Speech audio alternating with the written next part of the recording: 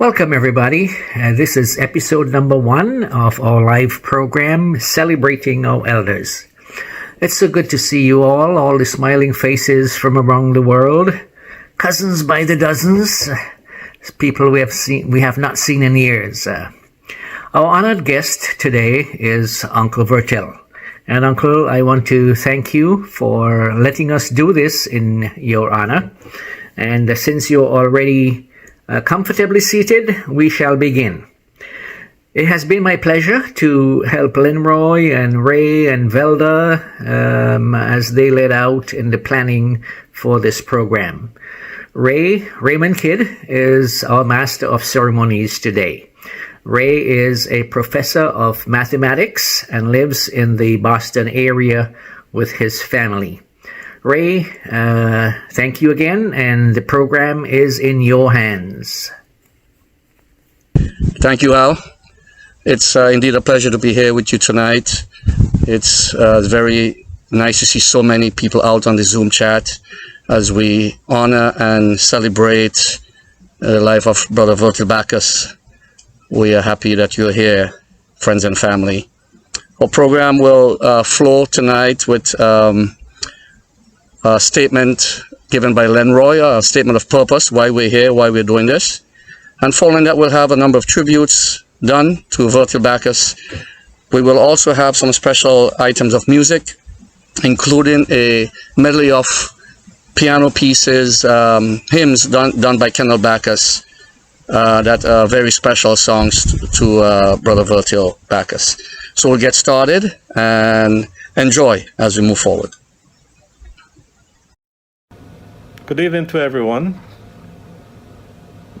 We all have this desire to link up with our friends and family since we left St. Vincent and traveled abroad. And some of us have been doing that. But some time ago, there was a memorial to Auntie Teresa, who passed away. And some of us thought about this idea of bringing people together on Zoom to encourage more interaction.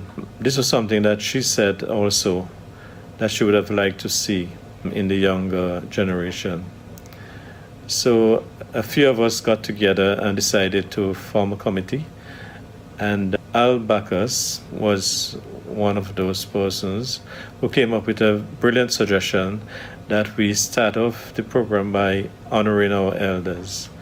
We'll also be doing other things such as having workshops, interactive programs where we can enjoy and get to know each other more later on. But for the first set of programs, we are looking at honoring our elders.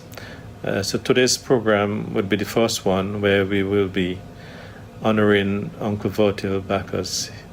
He's a great role model to all of us. He is very hardworking. As you know, he's known as Woki Bacchus. And I want you to enjoy this program. Sit back and listen. Thank you.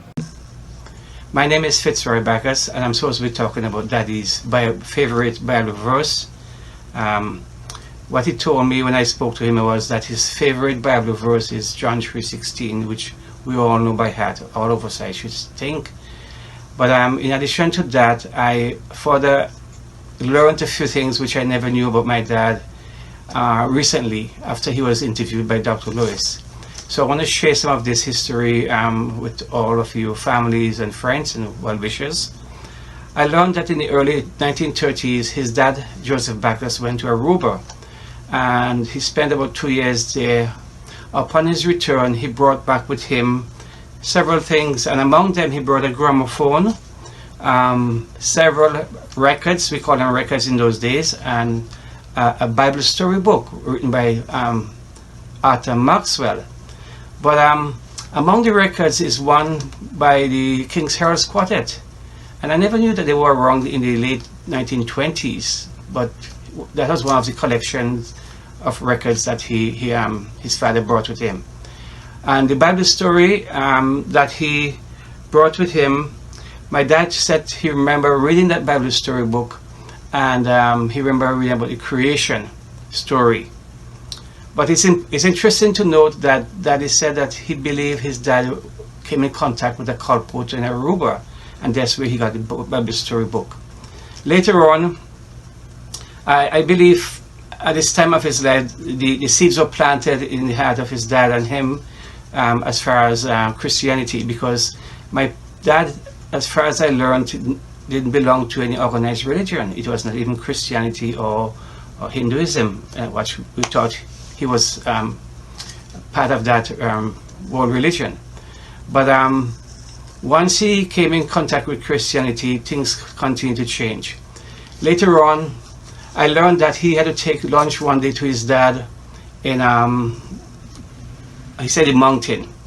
But where he went, he came there around lunchtime, and he said his dad and two others, and they were having lunch and they were discussing about Sabbath observance. So there was interest even at that point, and I think right after that, my dad and his parents started observing the Sabbath. So the seeds were planted to me even when he was around the age of 11 or so, because Daddy was baptized in 1935 with his parents, Alice and Joseph Bacchus, and his uncle Norman and wife Muriel Bacchus. There were 5 of them. And my grandfather's home, Joseph Bacchus, soon became the cradle of for the development of our church and church school in Richland Park. I also learned that the first church that was built run by what we call Brother Jack lived in those days. His father actually donated the property, the land for the church building. And the second church that was built near to Brother Killen and Uncle Alban there, that property was donated by his father Joseph Bacchus. And it's interesting to note that for the 16, almost 17 years he was a Seventh-day Adventist, he accomplished so much, and unfortunately he died in an accident in 1951. So this is some of the history I want to share with my family and friends, and for them to know that I'm proud of my dad and his accomplishment over the years. He'll be 98 coming December, and I want to wish him continued health and strength, and that I will be around for him and my siblings, and all of us will be able to support him. Thank you so much.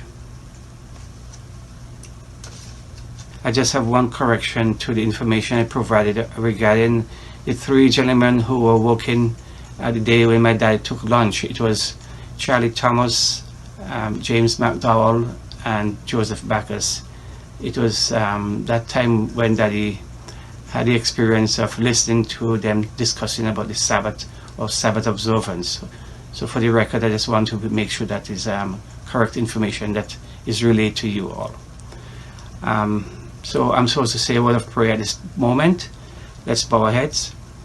Gracious Father in heaven, we are thankful to Thee for life, for health, and for strength, and for the opportunity of coming together as family and friends and well-wishers to recognize my dad, Vertyl Bacchus, for your goodness towards him over the years, and for sparing his life to see almost his 98th birthday thus far. May you bless him, Lord, and continue to grant him many years so he can be around for us and for all his families and friends.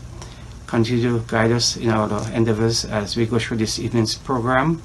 May everything be done to honor and glorify you as we listen to music and testimonials from families and friends, and for the history that he has provided for us regarding the church, or the days of the church and school. So bless our plans this evening, and may everything go well. To honor and glorify your name we pray. In Jesus' name, amen.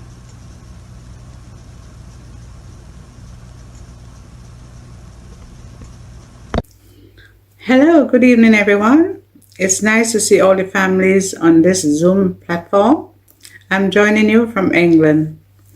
I'm the eldest daughter of Vertyl Bacchus. On behalf of all my siblings, Steve, Ephraim, Pearlie, Sylvina, Verena, Fitzroy, Evita, Phyllis, and Chesley, we would like to pay tribute and to thank our dad for being a loving, caring, and praying father and a great example to us. Dad, you have brought us up in a Christian home. Thank you for teaching us Christian morals, values, and principles, and guiding us over the years. You encourage us to read the Bible and other Christian literature to strengthen our Christian faith. These have greatly impacted our lives, making us who we are today. Church and religious activities are a central part of our upbringing. We have special memories of family worship, especially welcoming the Sabbath on Friday evenings. You insisted that everything had to be done before sunset, cleaning, the cooking, the baking, and you were very particular, and still is, about guarding the edges of the Sabbath. I remember that you always sat in your special rocking chair, waiting for us to welcome the Sabbath. We sang Sabbath songs, often accompanied by the guitar which my brothers played, repeated the 10 Commandments and other Bible passages, and then taking turns to pray. That was how we learned to pray. Sometimes we had to pretend church, when each one had to present a song, repeat a poem, or tell a story. As soon as worship was over, you had to have your lemonade and cake. Going to church on Sabbath was the highlight of the week. When we were younger, we all sat in one pew and were made to listen quietly. Reverence in church was a must. You always loved to reminisce about the past, the good old days, and your involvement in the church and school. You were the founding member of both SDA Church and school and helped in the establishment of several SDA churches in the surrounding communities. That because of your involvement in church as deacon, treasurer, lay preacher, and other offices you held, and because of your passion for sharing the gospel as you still do, some of us have followed your footsteps and are very much involved in serving the church in these different capacities. We could recall that you were always at the forefront in any church or school building project.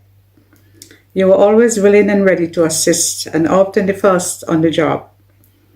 If there was a problem, such as cleaning the church, fixing the bathrooms, you were always there with one of us to assist.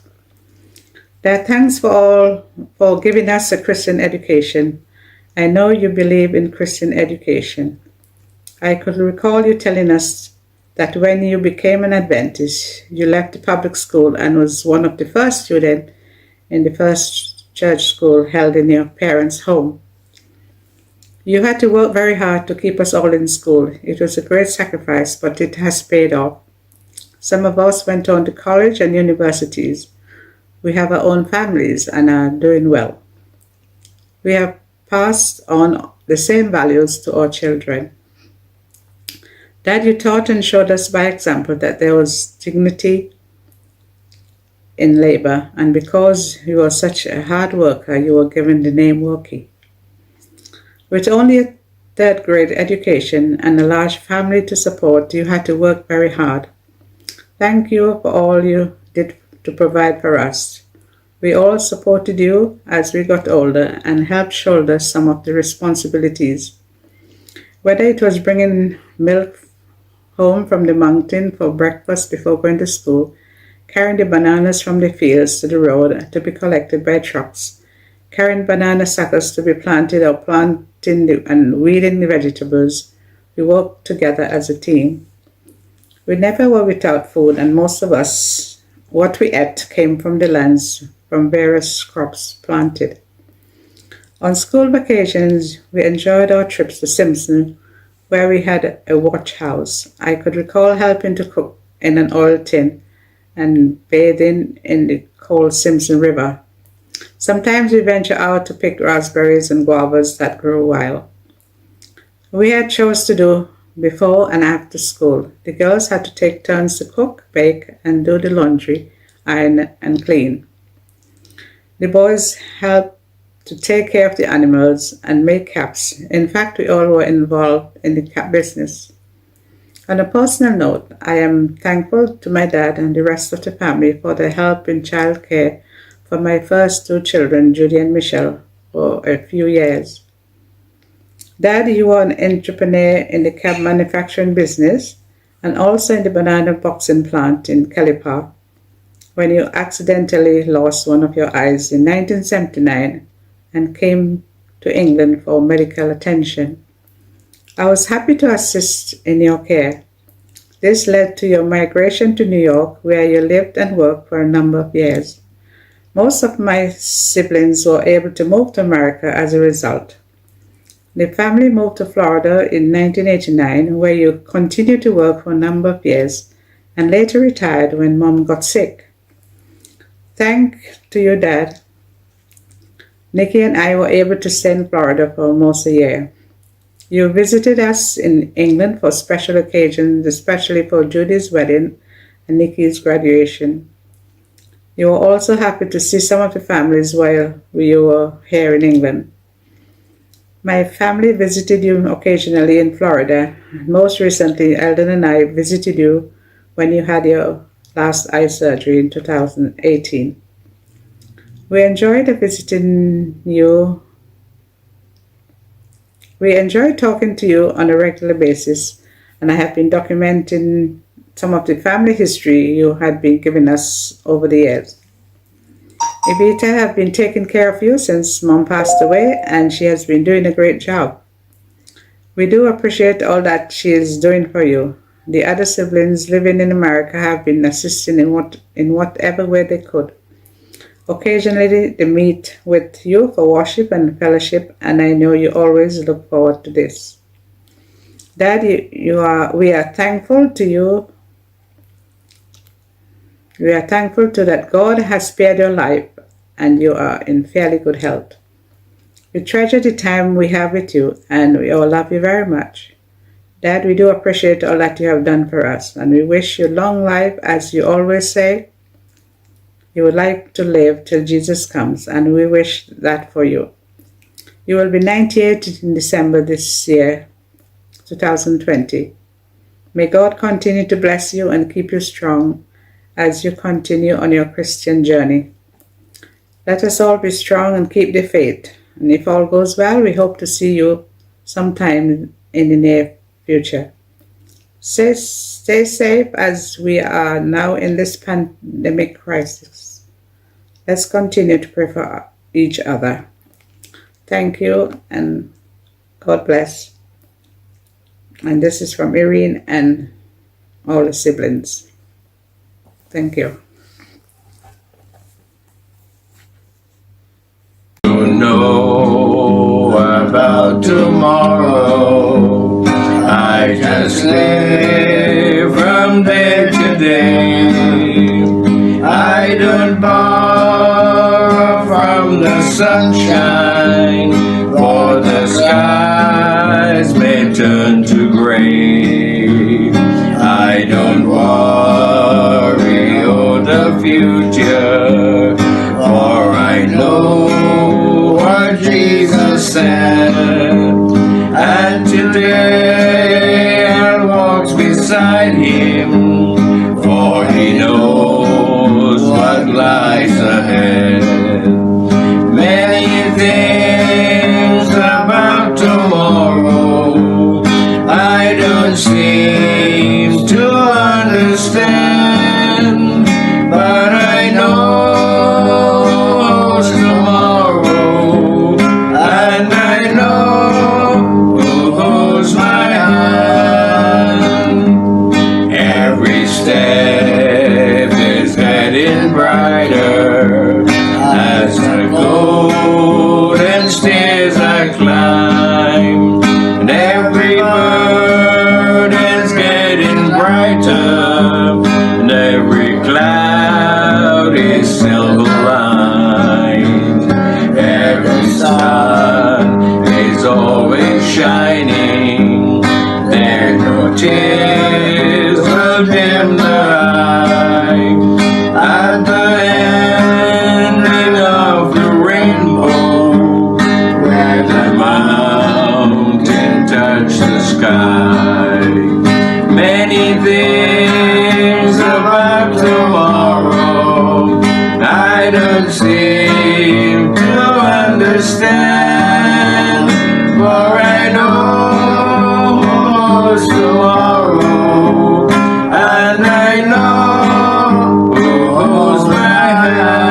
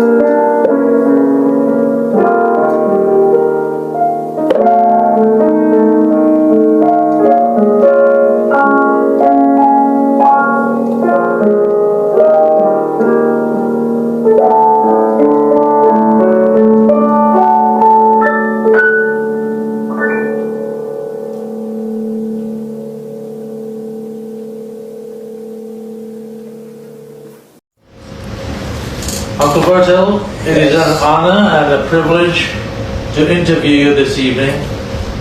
You are one of the longest family members alive from the Indian community in Richland Park, St. Vincent. Yeah. Your life and your experiences mean a lot to us, and not only to us, but to other people in the community and abroad. We're endeavoring to preserve some of that memory by interviewing you today. We should like to thank you for sharing with us your life story and your words of wisdom. I'd also like to thank the immediate family for making this possible. With modern technology and the internet, we now have the ability to communicate to the world. I'd also like to thank Lenroy Thomas and Al Bacchus for spearheading this project. First, I would like to ask you a few simple questions about your life, a little bit about your parents, and then we'll progress into asking questions about your affiliation with the Adventist Church and your reflections and words of wisdom at the end. Now, I'd like you to tell us exactly where you were born, who your parents were, and a little bit about your family. I was born at Richland Park in the year 1922. 5th of December. 5th of December 1922. And I grew up at Richland Park with my mother. My father went to Aruba, and myself and my mother used to be working the land, cutting wood, and burning coals, and taking care of the family. And who was your father? What was his name? My father was Joseph Augustus Bacchus. Okay, and your mom's maiden name? Alice Bacchus. Okay. But she was Alice Moore. And right.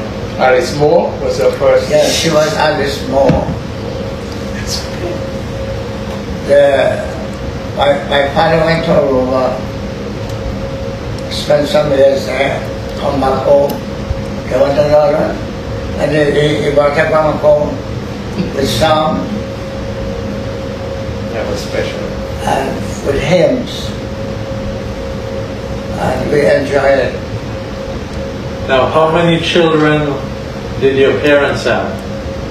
So my parents have 7 boys and 6 girls. Probably more than that, because I can remember those. And how many of them are alive now, including you? Well, we have 4 alive. Irene, Lydia, Eli, Glory. Catherine. no, a girl didn't mention. But his boys now is Irene, Eli, Calvin, and Bertie. That's the oldest. And how old are you now, Uncle Vertyl? 97. I was born in December 1922. And now it's 20. 20. And 20. And we got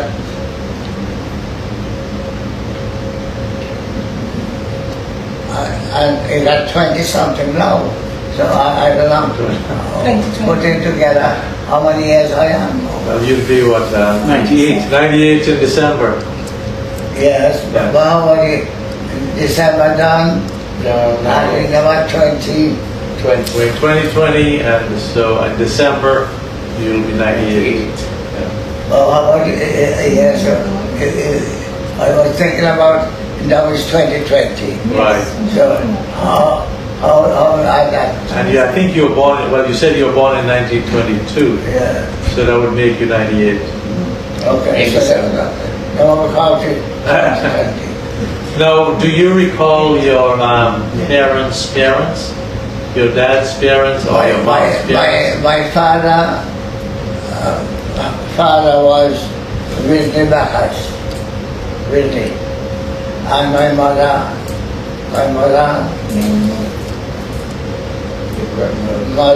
was Mary Moore and Joseph Moore. My grandfather and my mother side were Joseph Moore. Did those, your grandparents, did they come from India directly or the second they told generation? me that they came from India, but I don't know. Probably that's right.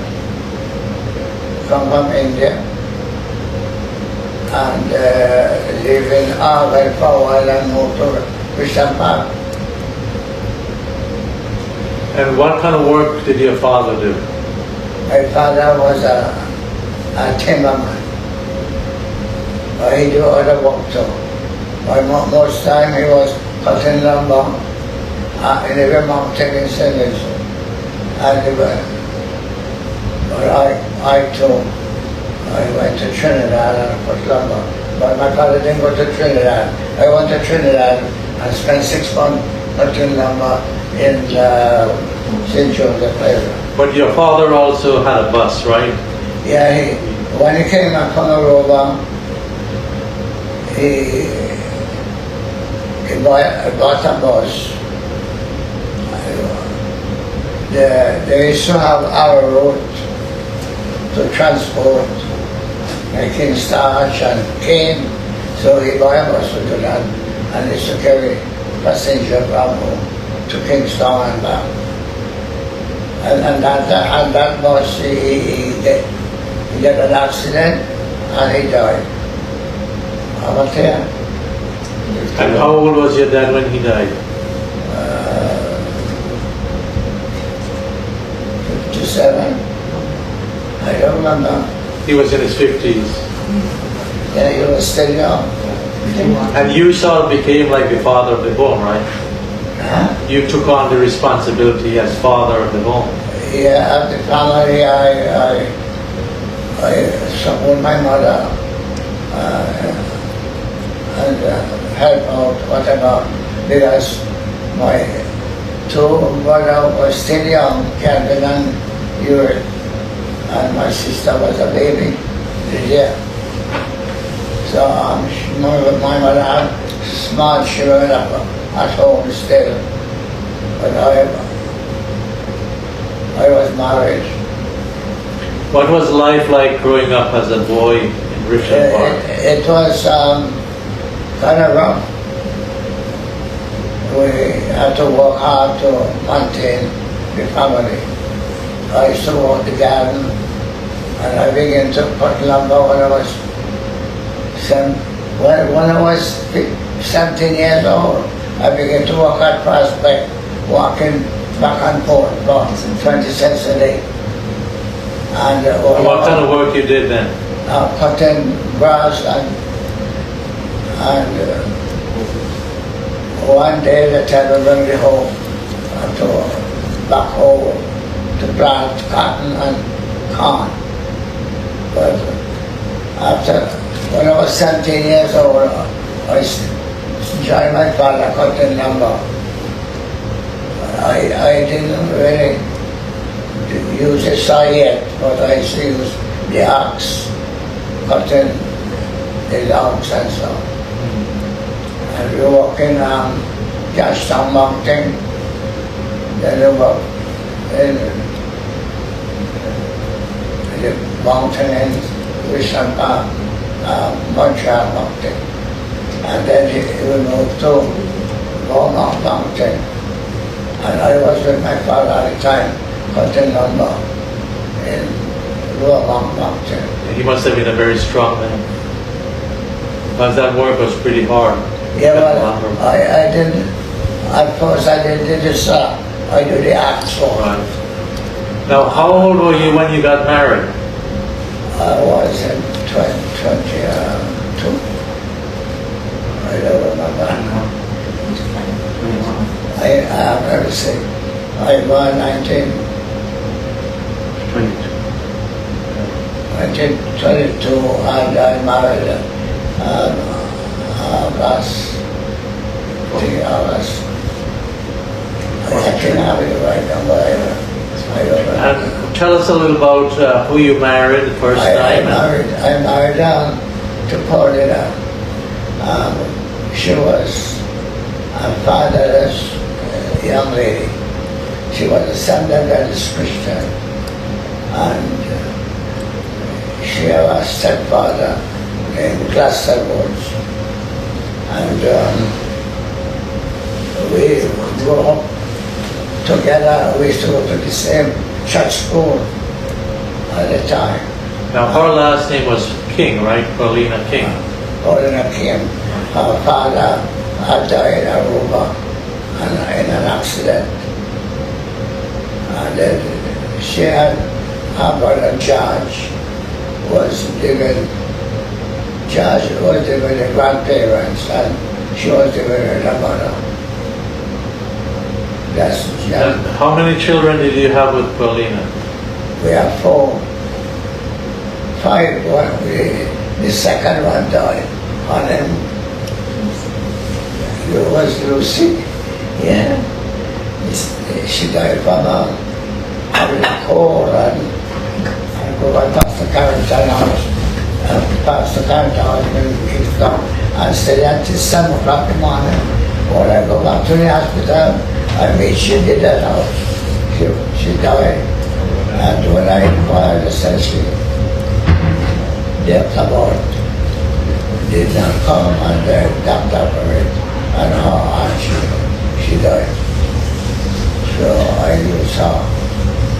And then all the stage of my life. What year was it? I had a question. Now after she passed away, you got remarried to Inez. Well, I was living by myself, and my father just died too in an accident. So my mother and myself was overlooking the children. But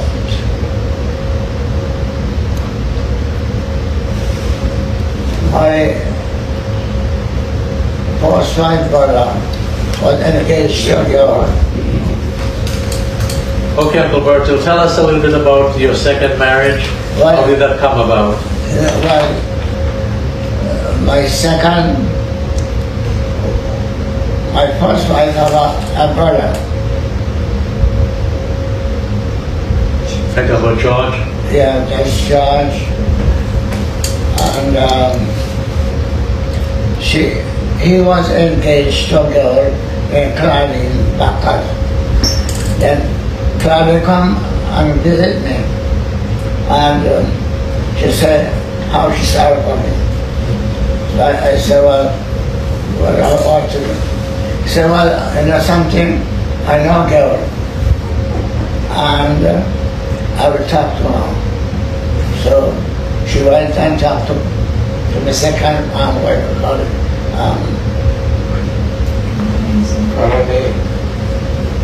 she go and talk to Ines, and Ines said she will agree. So I tell her if she is to marry to me, she had to get baptized. So she said, okay. So she started to come to church, and after a couple of months, she get baptized. The same day, Auntie Sudata got baptized to go married to Lester Thomas. So they baptized, and then after a while, I get married to her. I didn't really remember how long after. November 8th. What's the Now, how many children did you have with Auntie Inez? No, I have 2 boys and 4 girls. 6. I So- call it 6. right? So many names. 6 children. 4 girls, 2 boys. And they're all living around you now. Yeah.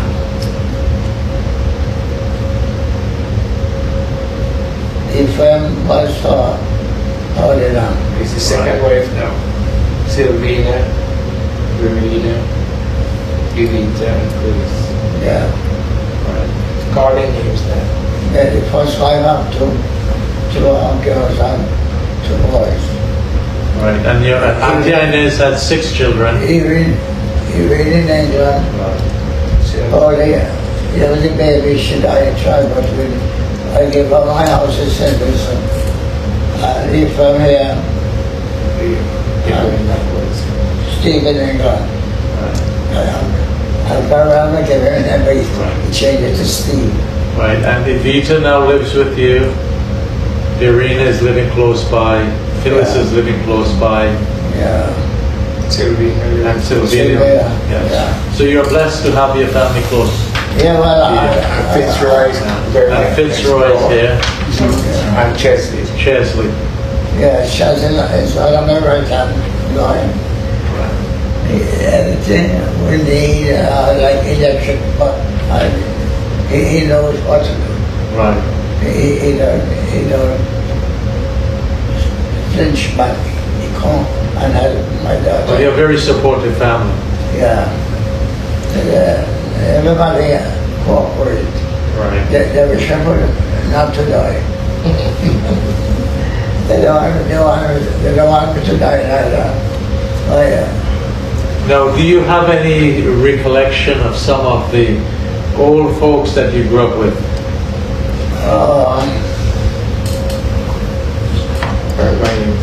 Well, my grandmother, my mother, I have a reflection of her because her money died and then my mother take her home to live with us.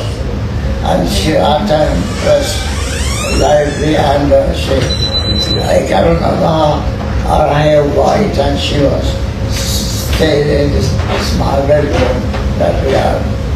That I can remember very good. She was a good grandmother, very good grandmother. She was weak, but she was good, good culture. Right. Now, what about, you grew up with Uncle Owen Bacchus, you grew up with Uncle Darrell, we grew up Uncle Norman, Brother Kid. Yeah, but a kid, you see, Morris did live with my first wife, mother, my aunt, she was his sister. Right. But kid was Morris' sister. Right. And Morris had an accident when he was working in Georgetown on a car, and then his back was out of order. So he was, most of the time, live with my first wife parents. And I used to go and visit him, but we used to have Bible study after he had baptized Morris and become leader in the church, very strong church. And then he married to a girl came from Leo, was living with Brother Morgan, and he was prison. Right. So all that story I can remember. Any other stories regarding some of the older folks that you were in the village at the time? Well, on your part, I know your grandfather, both of them. I know old Mr. Kim, right? And John Lewis, your grandfather.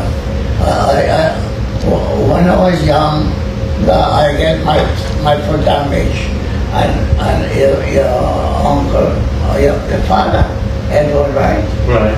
He was a tailor at the time. So I got my foot damaged, and my dad, I don't go back in mountain right now. So he said, go down, tail out of it. So I go with the father, and he gave me button hole in it, and I started to sleep. So I learned to do sewing anyway. Because afterward I went into camp making, and I do a lot of sewing. I want to get funded from me. I become a camp maker. I went to the Prime Minister Joshua, and I told him about my camp making, and he told me he give me holiday industry so that I could order stuff from away and get a free duty. And he was a father to me. He said, go all the way on for make the cap. Right like that. So I began to order material from England. The pig, pig, and blazer material by the road. I used to make cap and go from St. Vincent to Beckway, from Beckway to Caracou, from Caracou to Grenada to sell cap. And a few times I went to Barbados and to St. Lucia. So you did lumbering and you did cap making, and you're a farmer also. Yeah, well, then we plant banana, and we had a company planting banana. Your father was into. So we built a place at Kelly, and we used to buy the banana from other walls. I get my eye damaged. You don't want to hear about my eye. One day, my wife was not too well, so I stayed home with her. Then I sent the boy, Pumpy, and another one to cut my banana. So I had cattle, so I left home. My wife, was not well, so I went back to Simpson, where we have the land. I milk cattle, pick some tomatoes, and come at the boxing plant. And when I reached there, he was selling, the boy Pumpy, he was selling my banana. So, but in the morning, he had a combo punch, and he said it. So I said, go and try your mommy. Well, we should pay people at the boxing plant for the banana. The other people, and we shipped it to Baxter and sent them in the truck to town, so and to England. So the guy went to try his money, and I went to help with the last 3 bucks. So when I went to show up the box to the grader, he was talking to my brother, and he had a knife that he graded with, and he waved his hand like that, and I put it right in my eye and cut my eye. I had to go to England. My daughter in England tell me come up to England and share me and carry me to the doctor in Stoke Mandeville Hospital. And when they examined the eye, they said the retina is cut, and I will lose my sight. I spent 6 months in England, go back and forth in the hospital until the eye party was well, and then I come back. I come back to Slippers. But after that, I went into the cap making. Right. So you're blind in that right eye, Uncle Bertha? You're blind in that right eye? Yeah, I'm blind from that time up to this line is blind. Now, what age was? 1979. Anyway. 1979. I have, and the other eye, That's when you plan to come to America. and the other eye have cataract in it, and I could hardly see. But You have so recently I went to the eye doctor, and she cut the cataract oil out, and now I could see better with the one eye. Now, you left St. Vincent and you came to the United States. Oh. What year did you come to the United States? You came up in 1980? 1988. Tell us about your experience in New York. Well, why I had to come to the United States is because I couldn't walk in the land no more, and the eye was dry, and so my daughter, who was living in New York, Your sister. oh, That's Leah. Your sister. my sister. Foxy. Oh yes, I just remember. My sister said, come on, I remember this part now. I don't want to go back into Banana, but my sister come to visit me, and she said she will sponsor me to come to America, and I said okay. So that sister, was it Leah? Leah, yeah, Right. my sister Leah. She called on, and she went back to America, and she said they let her sponsor me. So that's how I get to come to America. And I come to Brooklyn, and I was living in my own house with 2 months, and then I get a job to work in Manhattan with a company that made ladies' underwear. And I worked with them for 9 years. Now from a shipping club to supervisor in the company. You know, I was promoted within 9 years, but they didn't start the work. But after we wanted to move from New York, I stopped work. We moved from New York, I come to I bought a house in New York, and I sold back the house, and I buy this house in Florida. That's it. Yeah. Well, your second name was Lucky, so work was always part of your... Yeah, I come from Florida, and I work with Albert's supermarket Right. for 8 years and 3 months. And I have a certificate up there. I could go anytime. I could go to that store anytime. Well, you have been very hard-working man, as I've I walk on. Anywhere I go, I walk on and earn. And then we sell the house in New York. Well, I and my wife, I just come down here. I will look around. I will see a house that she like. She I do it as I have to do. So she'll say he will come down here. So he drive down. We had a car in Brooklyn. He drive down here and he sees his house. It wasn't in this condition, but it was a good house. And he called me and tell me, and he tell her, I need some. She said, pay them something I need. So he put a $5 1 minute or $5.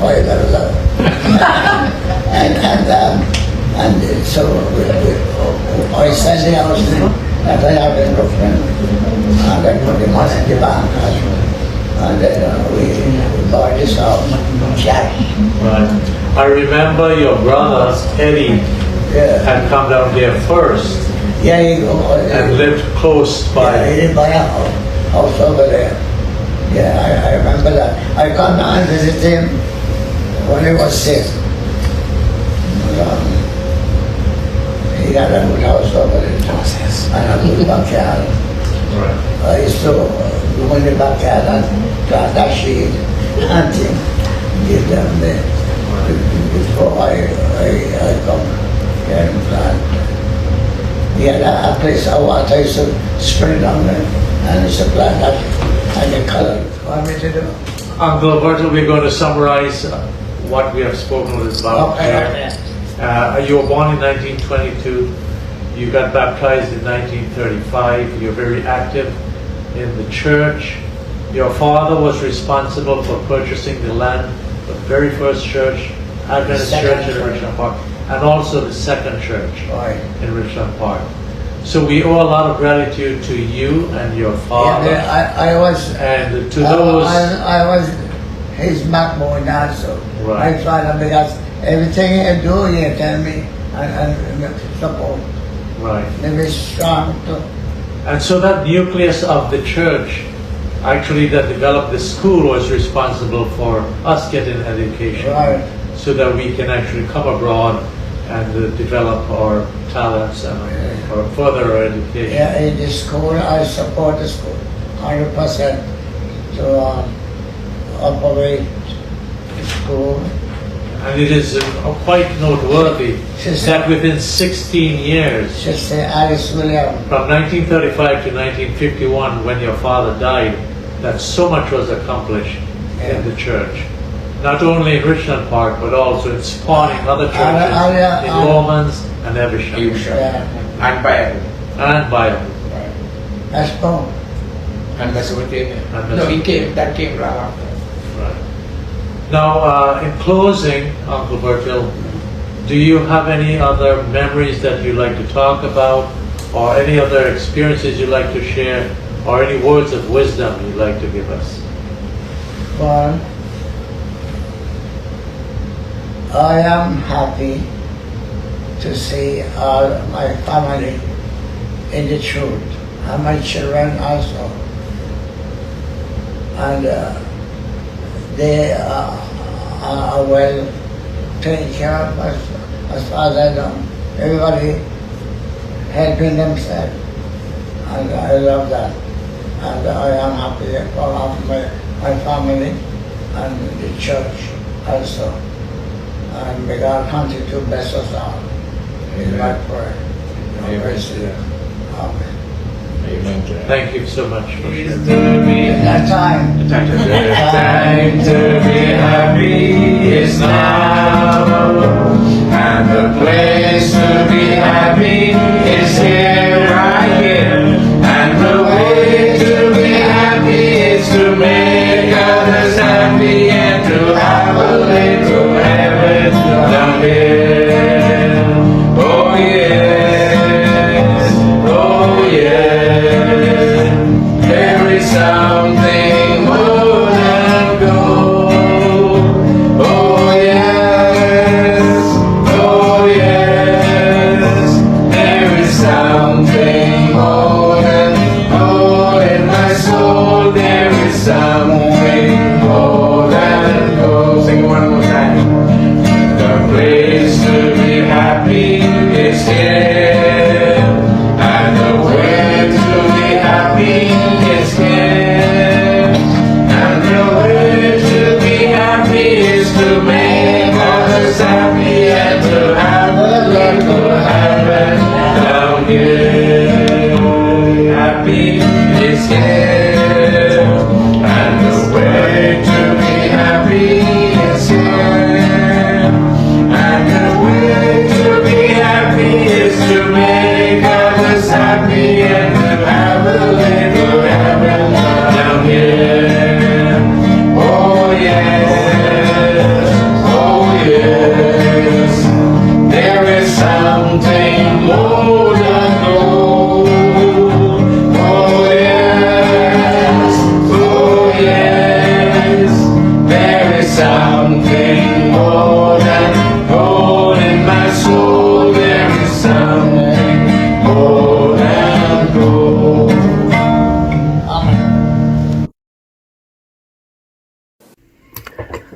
Uncle Vertyl, it's an honor and a pleasure for me to share some of my memories about your life. And along with my tribute, I bring you greetings from my oldest sister, Marcella, and her husband, Leo, who retired in Carriacou. And also from Rick and Gazelle, who live in Oshawa, Canada. And Rick has posted on your Facebook page a very nice tribute. I hope you have read that. I have 4 stories to tell that illustrate some of the lessons that you have lived. Story number 1, I call The Singing Foul Thief. This gentleman from Greg's had come to church that day, and the closing song was I Come to the Garden Alone. And this guy was singing at the top of his voice. He asked for the chorus to be repeated. So you had him for lunch and afternoon, and you asked him to stay overnight. For the morning, he got up and thieved the 2 best hens from your fowl pen and took off to Greg's. I didn't know whether you caught him or what happened, but the lesson I remembered from that can be summed up in, be careful to entertain strangers, even if you get a foul thief now and then. Story number 2, I call your soap house speech. You and your brother Donnelly, who was the chemist, had the idea to start a soap factory in Richland Park. And a couple of the men that you had invited to participate were a little hesitant. So I remember you standing on the bank by the gutter where the soap house building was. And you made a really great speech to the group. And you convinced everybody, so they put up the funds needed, and you guys had a soap house in operation. I don't remember for how long, but I remember selling soap in the shop, 1 inch for 4 cents. And, so the lesson from that I got was to speak up persuasively for a cause about which you are passionate. And you really get passionate about your causes. And thank you for that good example. The third story I'd call your roadside sermon to Victor. And this Victor, I think, was related to Chow Bao and in the Charlie Thomas Church. He was a lay pastor. One Sunday, you and I were going to one of our open-air evangelistic meetings, and we ran across Victor. And you two had a great debate about which is the true church, the Seventh-day Adventist Church or the Church of God, Seventh Day. And I felt that you won that debate, and it was a great sermon. I don't remember how many sermons you got to preach in church, but that was a very memorable one for me. And the lesson from that is be always ready to give a reason, and you were. Story number 4 is about jogging river stones to help build a new church. And you were like the foreman of the project. You knew where you want the pile of stones, and you would take the sledgehammer and break them up. The rest of us would have little stone hammers and mash the stone up for making cement blocks to build a church. But one day I came back from the river with a little stone on my head, and you looked at it and you said, "Man, with a better cutter, you can jog bigger stones." So I got a better cutter, and from then on I was jogging bigger stones. And of course the lesson from that is that with a better cutter you can jog bigger stones, and I've tried to do that most of my life. Look for a better cutter wherever I went, jog some big stones. And one of the stones I'm jogging right now is to get a book published coming out next spring. And I'd like your permission to add this saying into the book as a proverb, a Vinci proverb from Uncle Vertyl. And this would come right in there with quotations from like Mahatma Gandhi and Rabindranath Tagore, and I'd like to preserve that as piece of the wisdom that Uncle Vertyl left with us. Thank you again for living a life with great lessons for all of us. We love you, Uncle. Good evening, everyone. Brother Vertyl is my oldest brother. He's special to me and my sibling.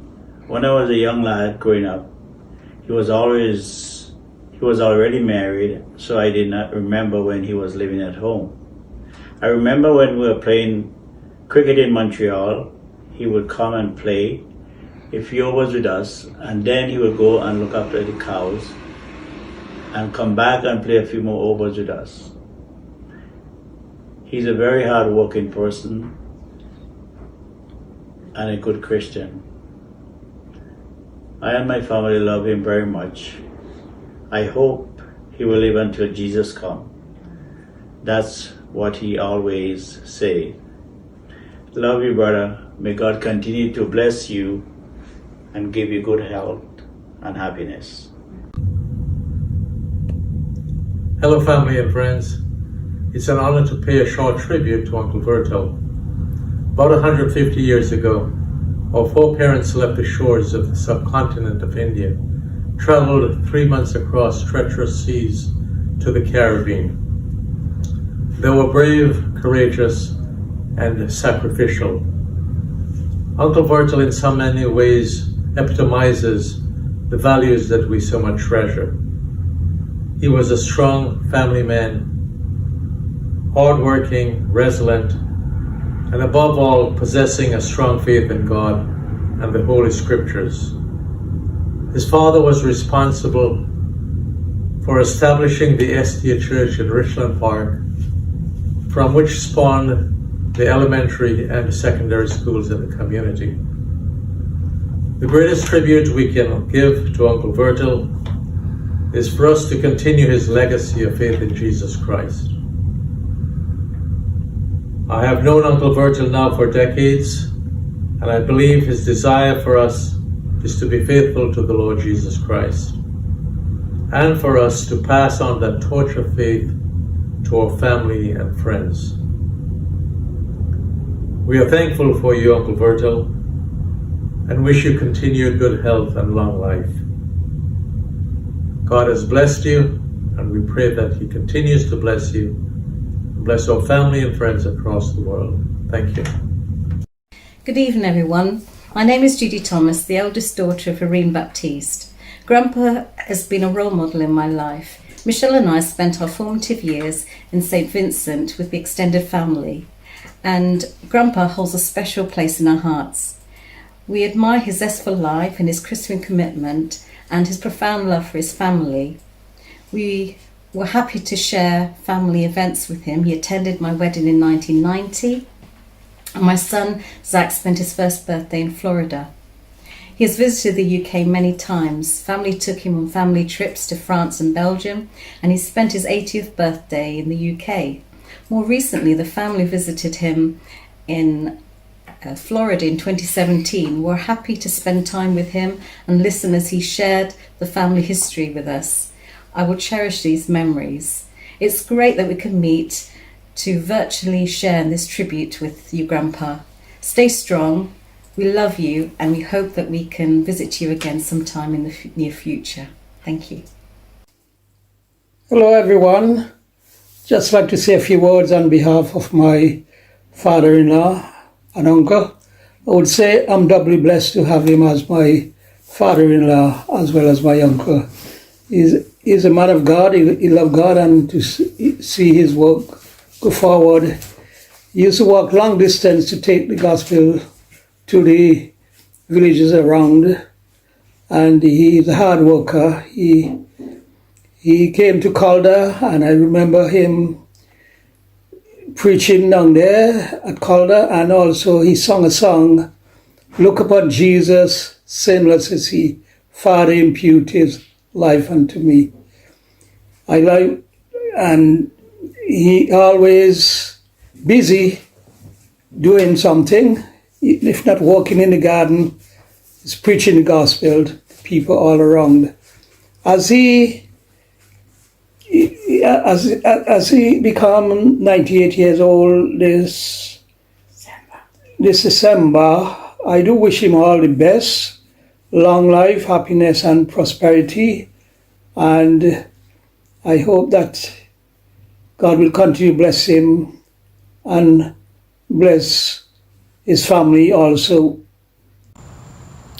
Hi, Grandpa. We're so happy to be able to celebrate you today and the impact you've made in our lives. What a legacy. You've really given us a wonderful example to pass on to our kids on values and how to cherish family and how to live for God. Thank you for all that you've done for so many. We love you. Good evening, everyone. Thank you for attending our special event for Uncle Vertyl. I would like to thank all the participants and the organizing committee, Cousin Gideon for conducting the interview with Uncle Vertyl, and Dawson Bacchus for recording it. Thanks to my dad for his special memory. Thank you, Raymond, for being an entertaining MC.